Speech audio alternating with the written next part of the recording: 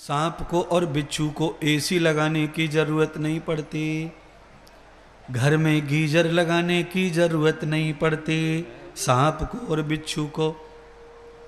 हाँ, तो आपको क्या लगता है आप में से कोई नहीं बनेगा सांप और बिच्छू? मुझे किसी ने परसों पूछा था, मैंने उन्हें जवाब देते हुए बताया था, जितने शाकाहारी जीव हैं मनुष्य के अलावा, वो सभी जीव हैं मनुष्य के शरीर से ही उनका जन्म हुआ है।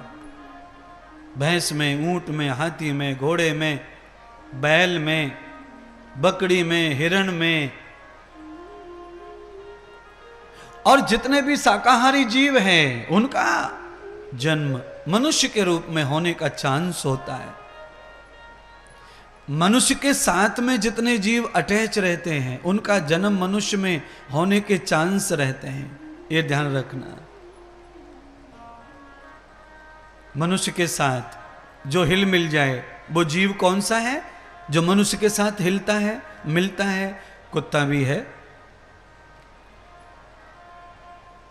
तोता भी है, कबूतर भी है, बिल्ली भी है, गाय है, भैंस है, घोड़ा है, हाथी है।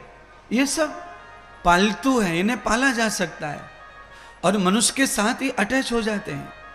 इसका मतलब है कि ये मनुष्य दोबारा बन सकते हैं, इनका चांस है।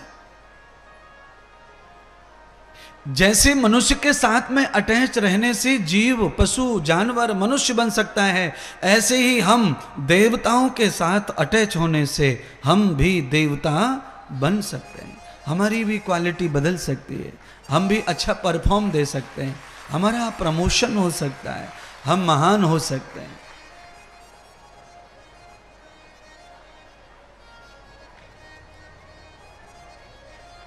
तो क्या करना चाहिए फिर?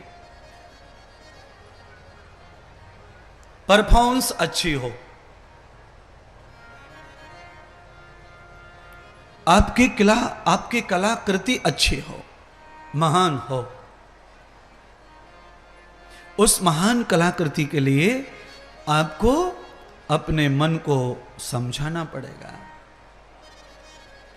तो आज की कथा में आप अपने मन को थोड़ा सा समझा के, और कैसे समझाओ,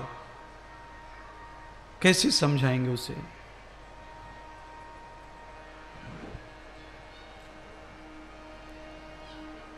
अंडा खाने के लिए कौन कहता है? जुआ खेलने के लिए कौन कहता है जी? दारू पीने के लिए कौन कहता है?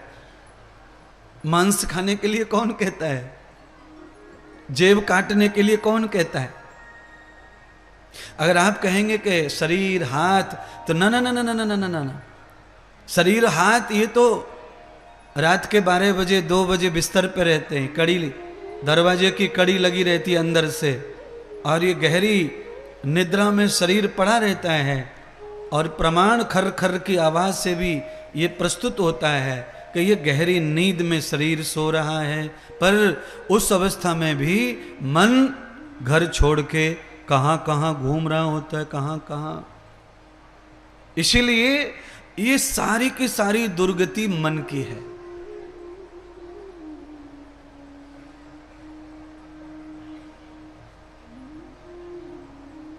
तो मन की दुर्गति को कैसे संभालें?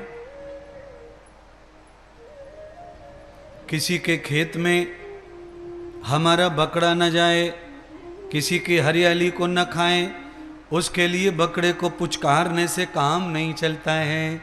बकरी की जाति में अवगुण है, वो पुचकार को नहीं मानता, बंदर पुचकार को नहीं मानता। ये दो एक जैसे जानवर हैं, बकरा और बंदर, ये पुचकी को नहीं मानते हैं। बंदर को ससुराल भेजना हो बीवी लेने तो डंडी दिखानी पड़ती है। क्या दिखानी पड़ती है? हाँ,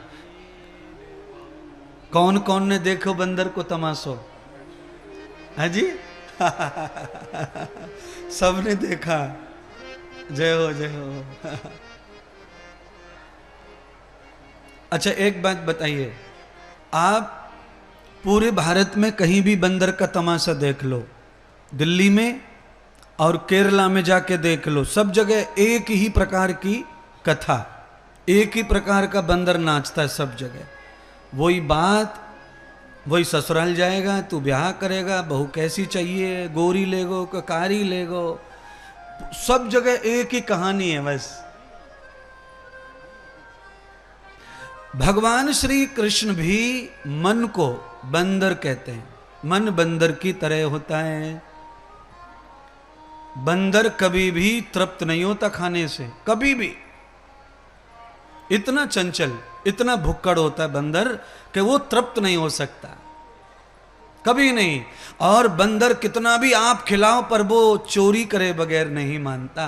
ये मन का स्वभाव ऐसा है। इसीलिए महात्मा इंद्रदेव मन के बारे में आपको सजग कर रहे हैं।